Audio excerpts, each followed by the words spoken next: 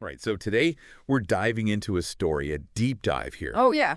into someone, a name you might recognize. Okay. Alvin C. York, World War I, most decorated soldier. Wow. But here's the thing. Okay. He was also, like, deeply, deeply against fighting in war. Really? Like, a devoutly religious guy, hated violence. So how does that work? How do you become, like, the biggest war hero Right. if you don't even want to be there? Yeah, how do those two things go together? That's what we're going to look at. Fascinating. And trust me, it is a wild ride. Okay. So rewind the clock a bit. Yeah. 1887, Mm-hmm. rural Tennessee, right? Like the heart of Appalachia. Okay. Alvin York is born in a log cabin. Literally a log cabin. Pall Mall, Tennessee. Wow. And it's not like a luxurious cabin retreat situation. Yeah. This is poverty. Right, right. 11 kids in the family, barely scraping by. Yeah. You know, farming, what little they could get from that. Yeah. York himself barely even went to school. Like 9 months total, that's it. Oh, wow. Had to work, help support the family. Yeah, yeah. So he's doing blacksmithing, shoeing horses. Mm-hmm. But here's where it gets interesting. Okay.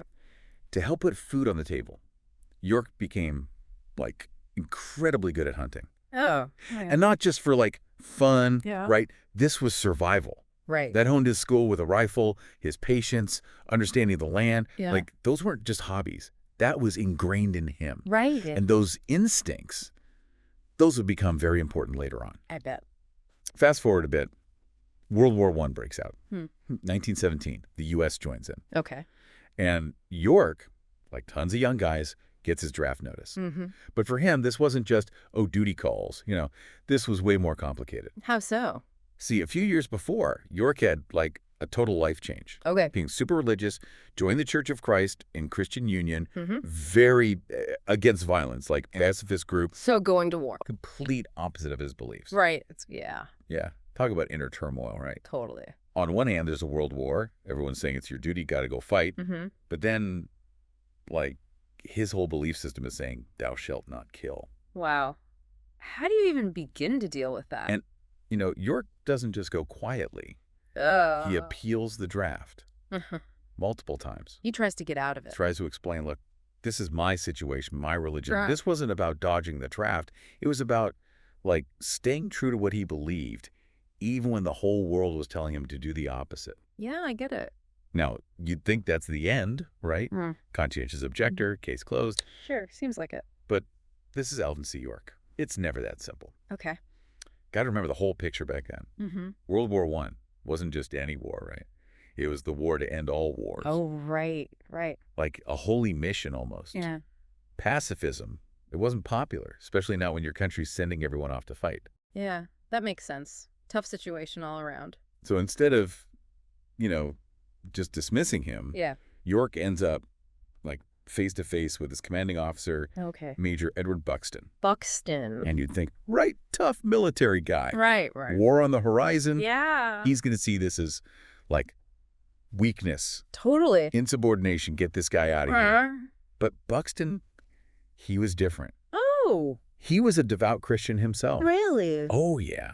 So he understood where York was coming from on a personal level. Right. And instead of, like, punishment or whatever, Yeah. Buxton does something kind of amazing. What's that? He actually sits down with York, No way. and they have a theological debate Wow. about war and faith. Seriously? Oh, yeah. That's incredible. Think about that, right? I know. On the edge of battle, Yeah. a commanding officer taking the time to debate scripture with a private. That says a lot about Buxton. It really does.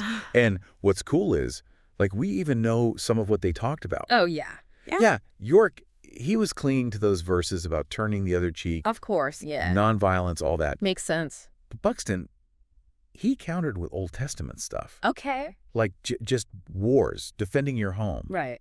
Even brought up that part where Mm-hmm. where Jesus tells his disciples to, you know, get swords. Oh, right, right. Interesting. And it wasn't just like some abstract theology, you know. Right. This was like the soul of a nation at war. Yeah. That push and pull between being a pacifist and a patriot. Mm-hmm.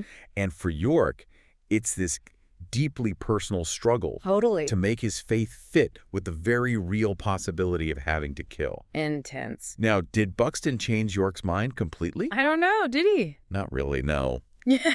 But even after all that, the debate, Yeah. York is given leave, Oh. time to, really think it over. Mm-hmm. So imagine him alone with his thoughts fasting, Graying heavy stuff. just trying to find some kind of answer.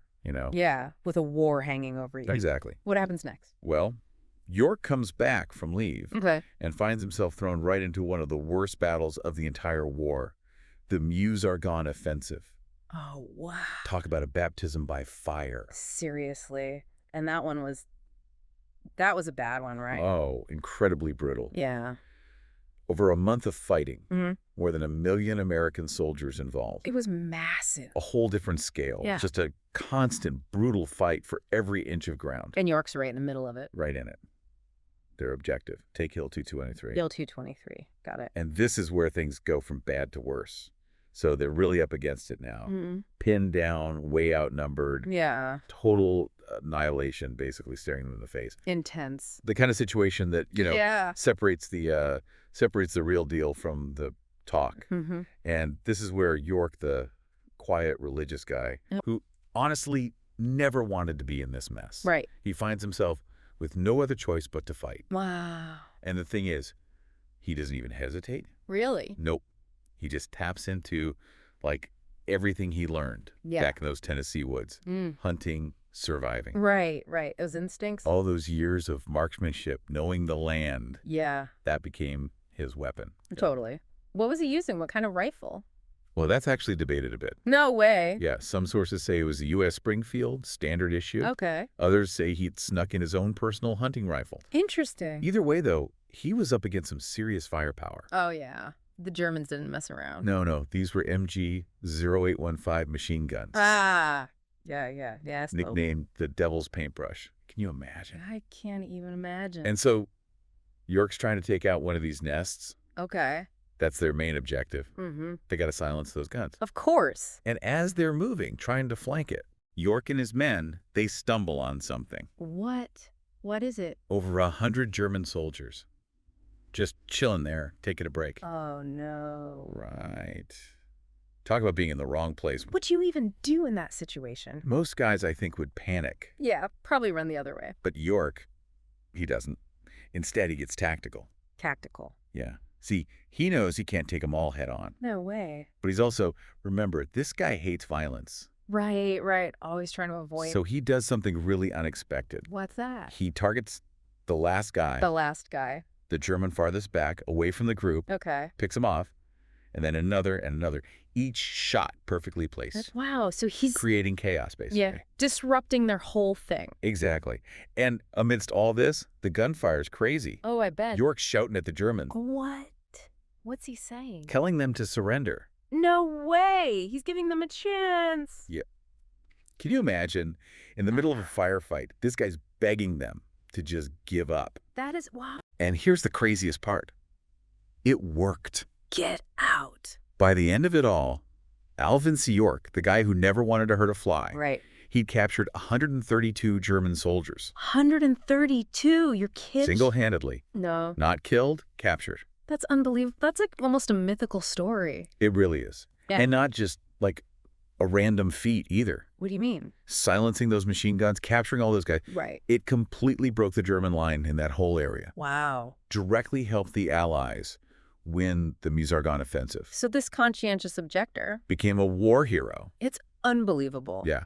But even after the medals, the fame, all that, Yeah. York always struggled with it, Oh, really? Oh, yeah. He never wanted to be a killing machine. Right. He hated what he had to do. Yeah. But he used that, the platform it gave him, to speak out against war. Good for him. Work to help poor families, especially back home in Appalachia. Really? Oh, yeah. Really tried to make a difference, That's amazing. And I think that's what makes his story so powerful. Yeah. Alvin C. York, this reluctant hero, Mm-hmm. he shows us that courage, it's not always about, seeking glory on the battlefield. Right. It's about staying true to your beliefs, even when everything, the whole world, is telling you to do the opposite. Yeah. And sometimes it's about using the horrors you've seen, the things you had to do to try and make sure nobody else has to go through that. It's about building a better world out of the ashes, Exactly. Wow. What a story. Really makes you think, It really does.